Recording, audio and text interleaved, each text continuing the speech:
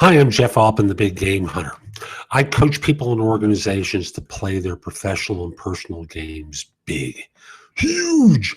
And I've received a question asking, where do I find the best people for my early stage startup?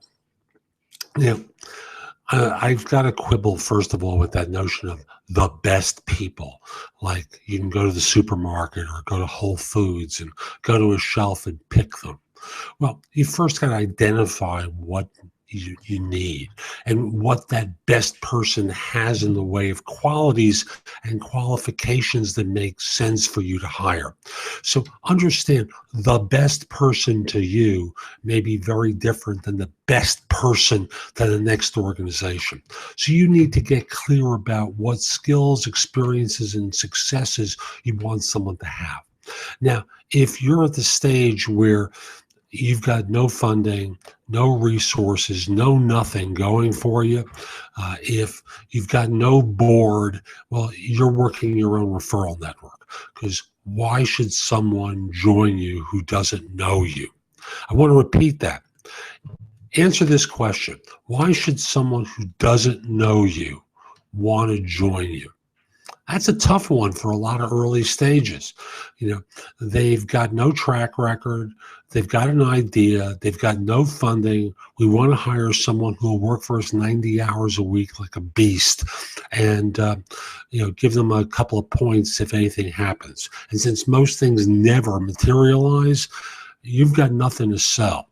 So, think in terms of, that instance, you're looking at people who know you, who may be willing to work for you part-time and invest in that way in your organization.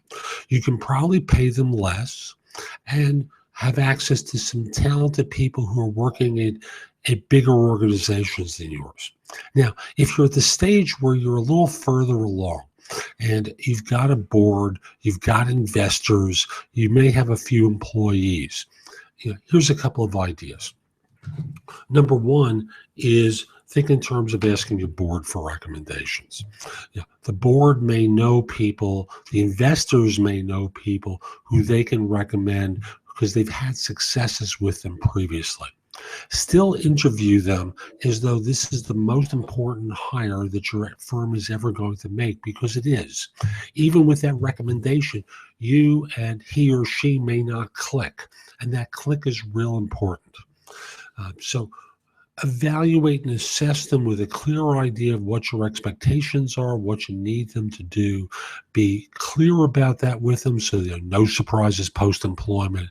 Be smart, take a little bit of time, formulate a job description.